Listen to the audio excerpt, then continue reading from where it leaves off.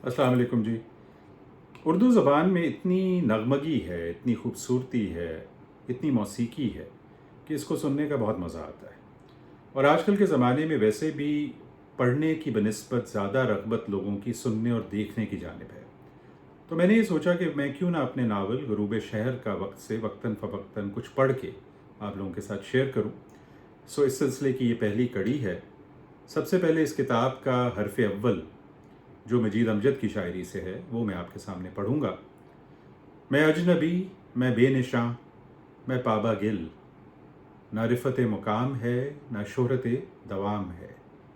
ये लौहे दिल, ये लौहे दिल, ना इस पे कोई नक्श है, ना इस पे कोई नाम है।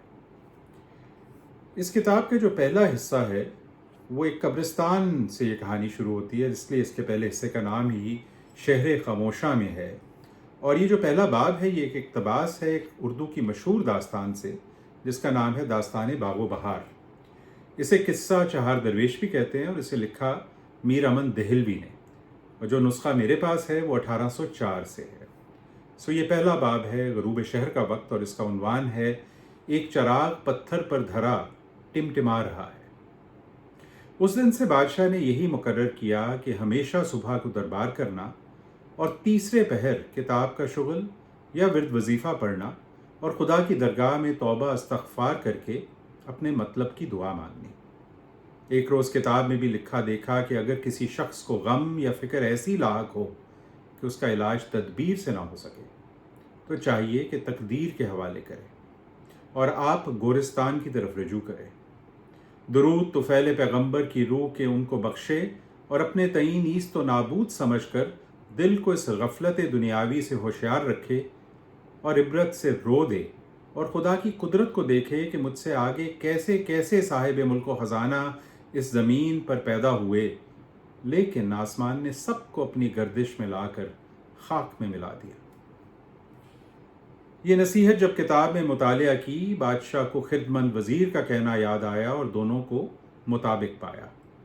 ये शौक़ हुआ कि इस पर अमल करूं, लेकिन सवार होकर और भीड़ भाड़ लेकर बादशाहों की तरह से जाना और फिरना मुनासिब नहीं। बेहतर यह है कि लिबास बदल कर रात को अकेले मकबरों में या किसी मर्द खुदा गोशा नशीन की खिदमत में जाया करूं और शब बेदार रहूं। शायद इन मर्दों के वसीले से दुनिया की मुराद और आखबत की निजात मुयस्सर हो। ये बात दिल में मुकर्रर करके एक रोज़ रात को मोटे झूठे कपड़े पहनकर कुछ रुपए अशरफी लेकर चुपके किले से बाहर निकले और मैदान की राह ली। जाते जाते एक गुरिस्तान में पहुंचे। नहायत सिद्ध के दिल से दुरूद पढ़ रहे थे और उस वक्त बादे तुंद चल रही थी, बल्कि आंधी कहा चाहिए। एक बारगी बादशाह को दूर से एक शोला सा नजर आया कि मानंदे सुबह के तारे के रोशन है।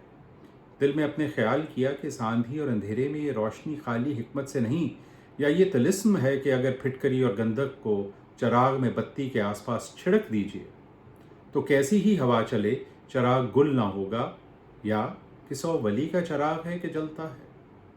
जो कुछ हो सो हो, चल कर देखा चाहिए। शायद इस शमा के नूर से मेरे भी घर का चराग रोशन हो और दिल की मुराद मिले। ये नियत करके इसकी तरफ को चले।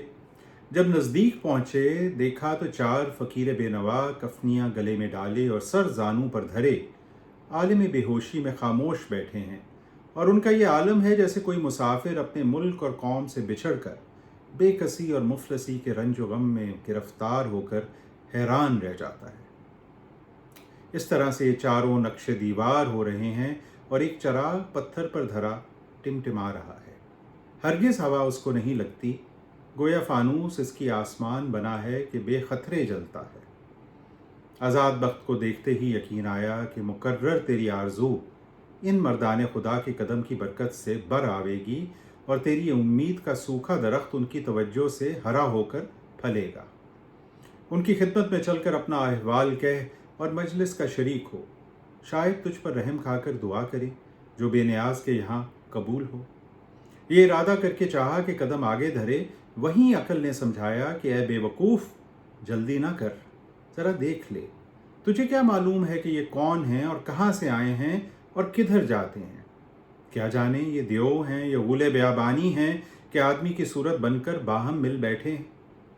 بہر صورت جلدی کرنا اور ان کے درمیان جا کر مخل ہونا خوب نہیں۔ اب یہ ایک گوشے میں چھپ کر حقیقت ان درویشوں کی جانا چاہیے۔